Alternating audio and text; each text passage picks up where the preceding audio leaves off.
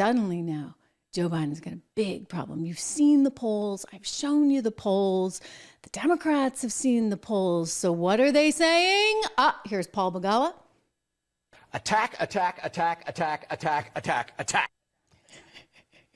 We're going to go back to that, and I'm going to play you more of that because it's just so special and so important to hear. But that is the strategy. Attack, attack, attack. 7 times he says it. Attack, because what else are you going to do? What else are you going to do when you're faced with a president, a candidate that's so bad? I mean, I was saying to someone the other day, look, if I were a Democrat right now, you know what I would be doing? I would be forcing the guy to leave. I'd say, you can't run. And if you're going to run, guess what? We're going to primary you, buddy. I mean, this is what they should have done to Carter, right? Then we wouldn't have had Reagan.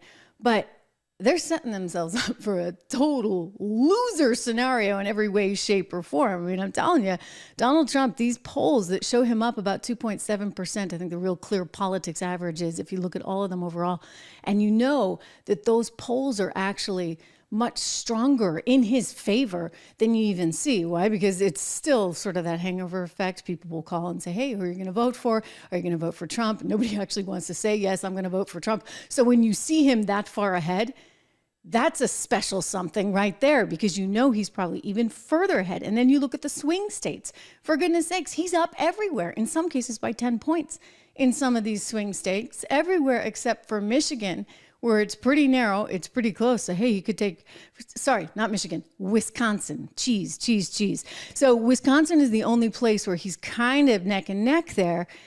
And it's like, look, you know, it's kind of game over at this point. So what are they going to do? The only thing they know how to do, they're going to fight with fire.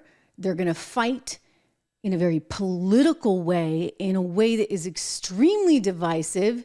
They're going back to the racial well that Barack Obama was able to use so successfully. I mean, it's devastating, because I look at it and say, hey, you know what? It was a great thing that we elected a black president, twice, by the way. But it's sure as heck disappointing that that president didn't do a lot more to bring us together as a country. Instead, he was a political animal who doubled down on division. And you know what's amazing? The media lets all these guys get away with it. It's just sickening. He's down there. Well, I'm not gonna. He's down there in South Carolina, Joe Biden is, and he went to the site of that horrific, awful attack that happened, by the way, under Barack Obama's presidency in 2015. He went there and he said some pretty heinous stuff, if you ask me. I mean, he's out there justifying the Antifa and Black Lives Matter violent movements that we saw in the summer of 2020. None of that stuff was good. Listen very carefully to how he frames it. After the historic movement for justice in the summer of 2020, I signed the most significant police historic movement for justice in the summer of 2020. Hey, guys, we have like those clips of summer of 2020. I remember, you know, there's like fire everywhere, and somehow they're just saying, well, it's mostly what you a are peaceful. seeing now, there these images came and come in stark contrast to what we saw over the course of the daytime hours in Kenosha and into the early evening, which were largely peaceful demonstrations in the face of law enforcement. It wasn't until night fell that things began to get a little bit more contentious. Things were thrown back and forth. I want to be clear in how I characterize this. This is mostly a protest. It is not, generally speaking, unruly, but fires have. See, let me be clear how I characterize this as a mostly peaceful movement. Is like buildings are going up in flames. Come on. I mean, wow. You want to talk about rewriting history, for goodness sakes. And now Joe Biden's there in South Carolina fanning the flames, quite literally, because it wasn't just that he said. He then started getting into, you know, life isn't fair.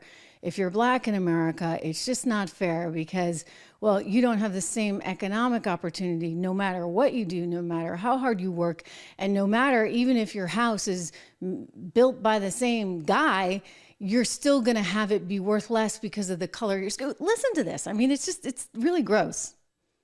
So a home owned by a black family on one side of a highway built by the same builder on the other side of the highway and a white guy living in it, the white guy's home is valued more than the black guy's.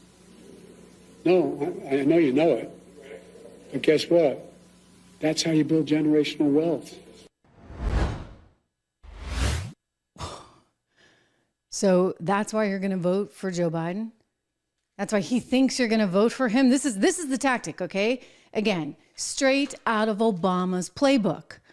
Because Obama had lunch with him the other day. He said, this is what you need to do. You need to double down on some of these strategies. And he thinks that this is going to work. And I'm going to tell you, you know what? It's not going to work. It's not going to work. And eventually they're going to realize this. And eventually they're going to actually take him out of the race, which is what the Wall Street guy is predicting. More on that in a moment. But this kind of sort of divisiveness, this is what we're trying to get away from America. I mean, what do you think just went down at Harvard University, for goodness sakes? What have we learned? We have learned that everybody deserves equal opportunity in this country.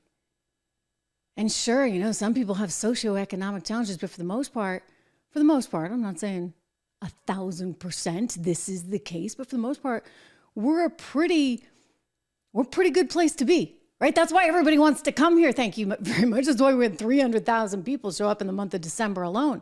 That is why people want to come here, because a capitalist country that embraces freedom and gives people these opportunities, that's not a racist country.